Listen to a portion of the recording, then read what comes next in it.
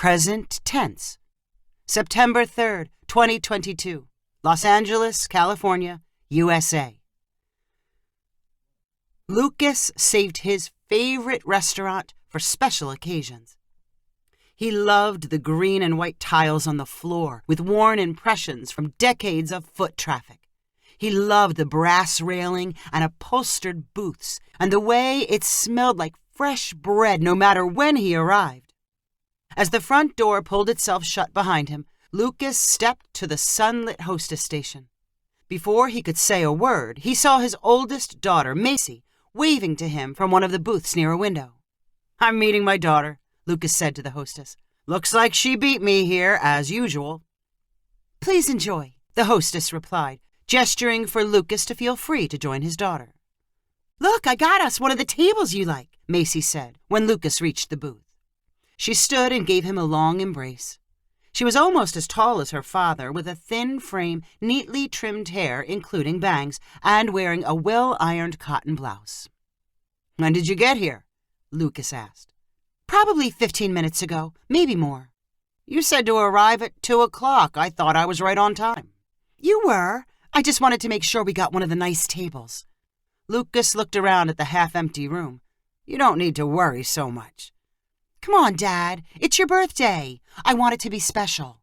"I told you not to make a fuss. It's not a milestone birthday, and I'd rather not think about getting older." I know. Only the girls are coming." "No husbands or boyfriends?" "Nope, just us, like you wanted. The other two should be here any second." Macy talked proudly about the route she had taken to get to the restaurant. Then she complained about her sisters being late. "I told them when they needed to leave and exactly where to park." Lucas remained disinterested in the navigation details.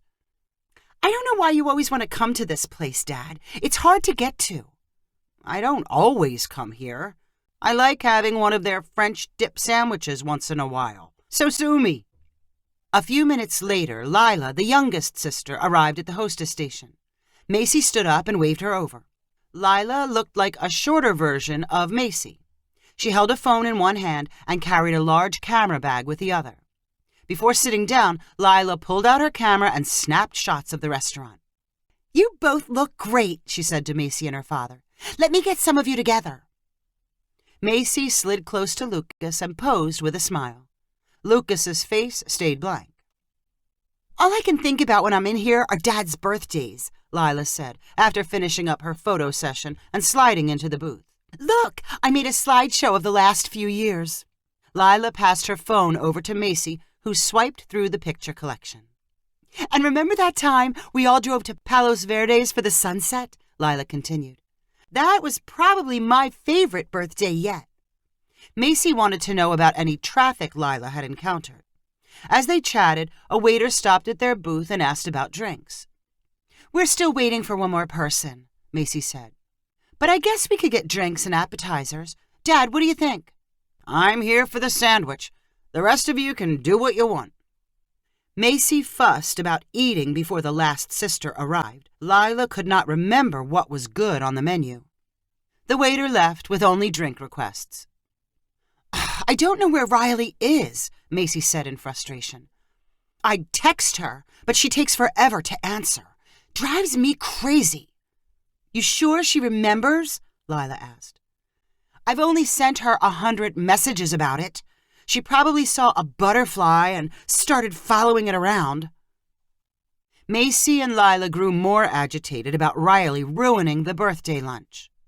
She finally arrived 30 minutes later and stopped for a chat with the hostess before sauntering over to their booth. Riley was dressed more casually than her sisters.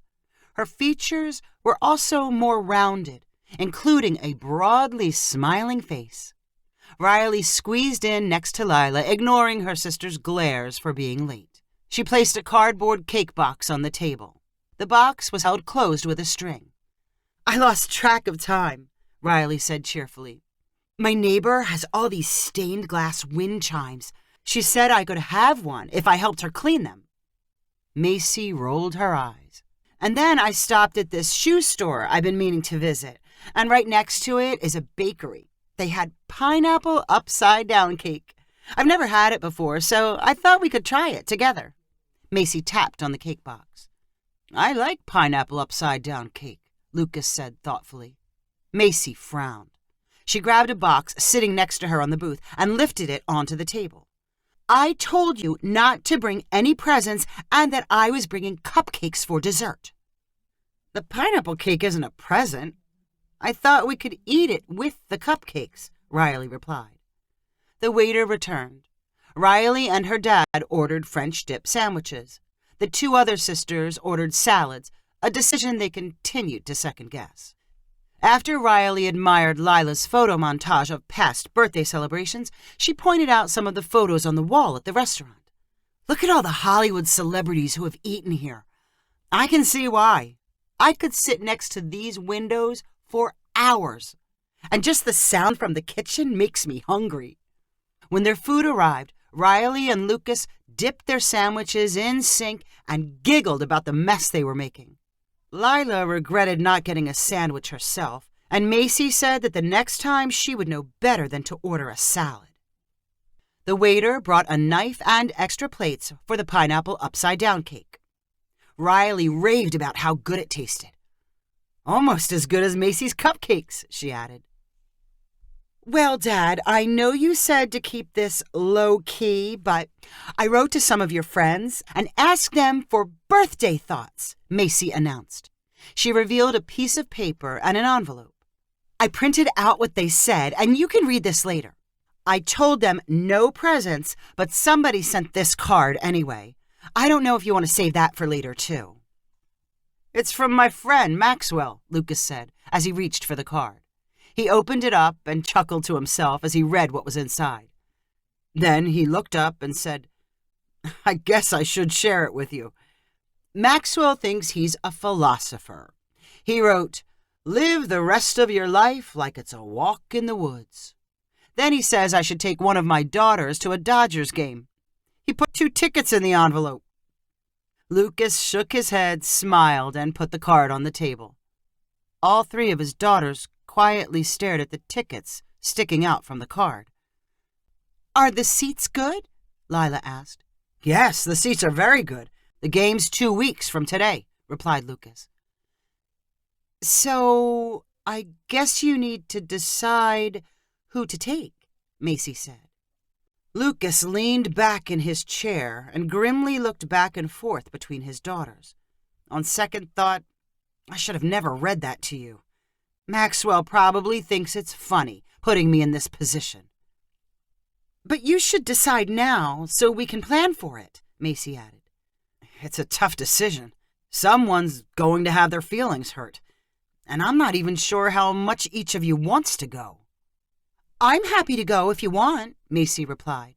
I just need to make sure we can get in and out without a lot of waiting around in traffic. And I love making memories like that, Lila added. Dodger Stadium is great for pictures. Everyone turned toward Riley as if she was supposed to share her opinion. She cleared her throat and said, Yeah, I'd like to go, too. But I go to plenty of baseball games. You might want to pick Macy or Lila. I'd probably forget about it. But Macy would definitely get you there on time, and Lila would help you remember it for years. We promise not to feel bad whoever you pick, Macy said. We just need to know. Lucas closed his eyes. He picked up the card and reread it. Then he closed his eyes again. You know I love all 3 of you. I would enjoy being with any of you. But this time, I'm going to listen to what Maxwell wrote. If I'm in the woods, I want to enjoy the trees and the fresh air. I don't want to think about getting home or whether I'll remember the smell. So, what are you saying? Macy asked. If I invite you to the game, you'll worry for a week about how to get there and then how to leave.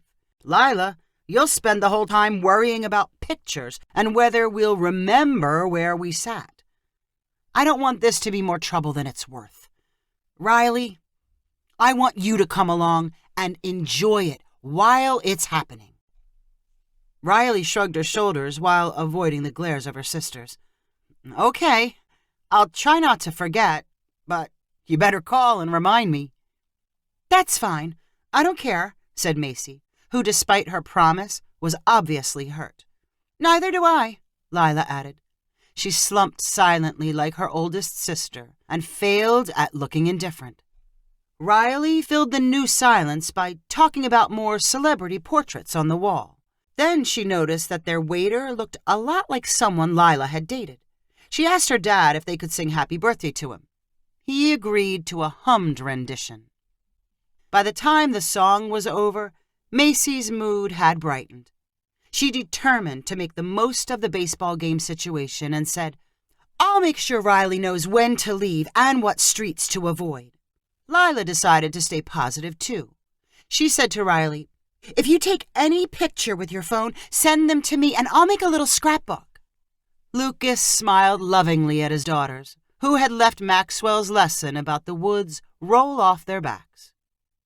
"To living in the moment," he called, holding up a glass as if giving a toast. All three daughters raised their glasses and clanked them against his. If you enjoyed this story, please rank it on the website 500ironicstories.com. Please subscribe on the website to get weekly updates as new stories are posted. And please share with friends using the convenient links available.